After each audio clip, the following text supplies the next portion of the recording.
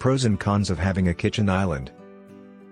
Dear friends, having a kitchen island seems to be almost mandatory, at least in the design shows and magazines. Of course, most of them are dealing with optimal space and setup.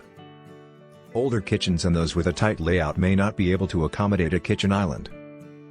Let's look at some pros and cons of kitchen islands to help you determine if you can justify the addition of one in your existing space. Pros of kitchen islands. A kitchen island brings plenty of advantages to the table.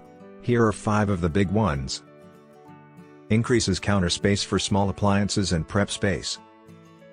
Offers addition storage for cooking utensils and specialty tools. Adds seating options with bar stools or dining chairs along one or more sides. Creates defined space in an open concept home. Becomes the heart of the kitchen and where everyone spends their time. Cons of kitchen islands. An island can create problems in some kitchens. Here are a few common issues. Disruption in room flow if the island interrupts the work triangle. Appliance placement problems because the island can be hard to vent and requires special wiring and plumbing. Budget problems if the island is too large or if the finishes are too costly. Space constrictions in tight kitchens.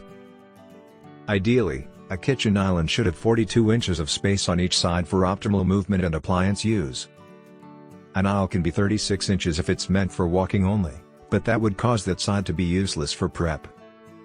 Seating along an island is great, unless the walkway behind it gets restricted. A kitchen island can be a great addition to many kitchens, if you find your home is an ideal candidate. If you like the video, give it a thumbs up and share it with your friends.